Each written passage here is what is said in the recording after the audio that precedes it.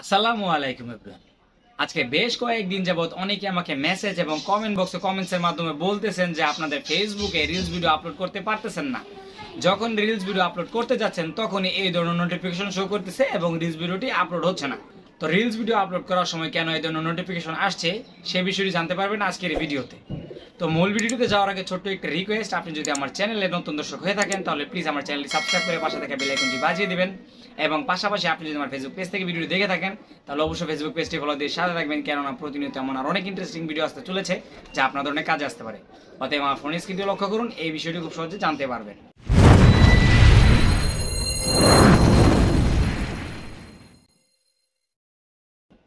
Welcome back everyone. ফেসবুকে যখনই আমরা রিলস ভিডিও আপলোড করতে যাচ্ছি তখনই এই ধরনের নোটিফিকেশন দেখাচ্ছে। শুধু তাই নয়, আপনি যে ধরনের পোস্টই করেন না কেন সেই ধরনের পোস্টে কিন্তু এই ধরনের নোটিফিকেশন দেখাবে। আপনি কোনো প্রকার পোস্টই কিন্তু করতে পারবেন না। এর মূল কারণ হচ্ছে আপনি ফেসবুকে অতিরিক্ত মাত্রায় পোস্ট করে ফেলেছেন।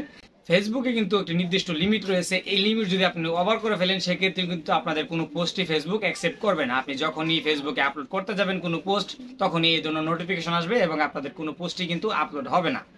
তো এখন কথা হচ্ছে, আপনি যেহেতু অতিরিক্ত মাত্রায় ফেসবুকে পোস্ট করে ফেলেছেন তো এর থেকে প্রতিকার কিভাবে পাবেন? এর জন্য কোনো প্রকার রিপোর্ট অথবা ফেসবুকের কাছে কোনো প্রকার আপিল করতে হবে না, এটা কিন্তু অটোমেটিক্যালি ঠিক হয়ে যাবে। এর জন্য কোনো প্রকার ঝামেলা করতে হবে না।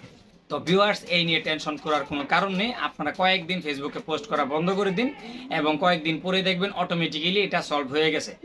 তো ভিউয়ার্স, এই ছিল আজকের ভিডিও। আজকের ভিডিওটি আপনাদের মাঝে কেমন লেগেছে অবশ্যই কমেন্ট বক্সে কমেন্ট করে জানাতে বলবেন না। অসংখ্য ধন্যবাদ।